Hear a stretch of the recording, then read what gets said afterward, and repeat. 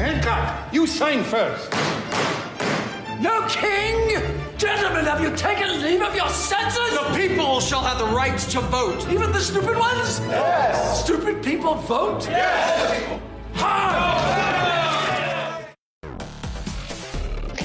That was the ad for FTX, one of the crypto trading platforms that had advertisements during the Super Bowl last night. That one, of course, starring Larry David, and he's skeptical of crypto as well. So the implication being, well, he doesn't know what he's talking about. Paul Su is joining us now. He's CEO and founder of Decasonic, which is a crypto venture capital fund.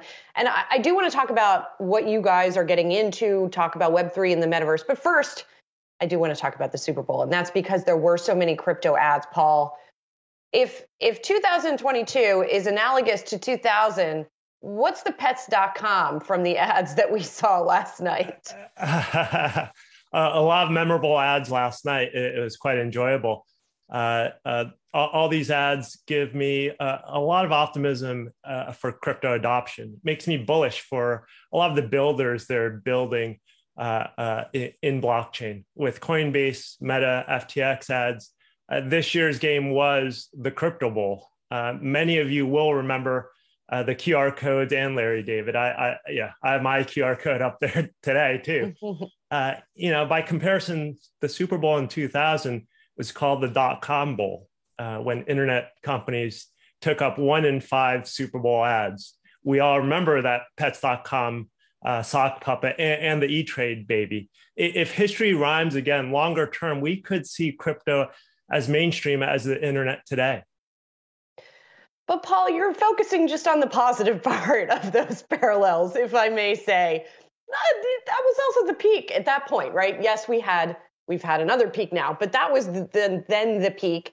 And there are a lot of players, including Pets.com, that didn't survive. So where are we in terms of the parallels in that way for the crypto cycle? Are there a lot of players that are not going to make it? We're long-term investors, early stage crypto native venture fund, investing in building blockchain innovations for the mainstream. From our perspective, it might be a bear market for traders, but it's a bull market for builders. We invest in top-tier founders. We call them outlier founders.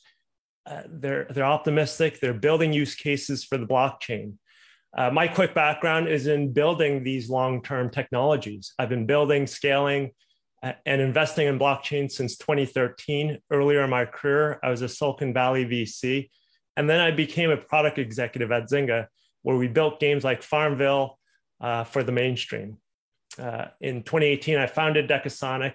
And what we're seeing is that these founders are building use cases for the blockchain to solve real pain points. They have this optimism to make the internet work better for everyone. Paul, your QR code is not bouncing around the screen. Feel free to hit that button and get it popping. It's okay. We're just live and everything. But I'm not giving away free Bitcoin. Okay, fair enough. I'll try to scan it before we say goodbye to you. Talk to us on how you view Web3. There are a lot of definitions out there for this, but how do you see it as a veteran in the space? Web3 is the next generation internet. It upgrades the key bugs that exist in the internet that you and I use every day. A lot of people in crypto call that Web 2. I believe Web 3 is the biggest opportunity of our lifetime. Web 3 gives us a clean slate to do things better, especially for people who are less fortunate. A use case is around seamless banking services, especially borrowing money instead of payday loans if you're poor. Another use case is streamlined digital money transfers, especially sending money overseas if, instead of Western Union, if you're an immigrant. And then lastly, another use case is freedom to build wealth, especially selling art NFTs instead of art galleries if you're a graphic designer. Paul, there is so much sort of idealism baked into what you're saying and what a lot of people, how they view Web3, right? But in practice, I know there have been some criticisms of how Web3 has evolved, that even though in theory it's supposed to be decentralized, power is still held in a few hands. and it has to sort of go through a limited number of pipes, if you will. How do you think that situation is going to play out? And will we see the actual promise being fulfilled of that decentralization? With any early technology, there are always skeptics, and a lot of those concerns are valid. We're still developing this technology as adoption's taking place. Blockchain today is the internet in 2000. We're really this early. Today, there are about 28 million crypto users in the US, about 1 in every 11 people. Overall, crypto is exploding a lot faster, 300 million crypto users across the world, in Africa and Southeast Asia. These are where the use cases are growing faster. This is very similar to internet adoption in 2000. But what we're seeing today is blockchain adoption is growing faster. Paul, is the metaverse overhyped? I love the metaverse. There is a lot of hype around it. For builders like us, we think of Web3 as the bridge between blockchain and the metaverse. That the promise of the metaverse as a immersive internet experience that blends the online with offline with meaningful connections is something that gets a lot of us technologists excited.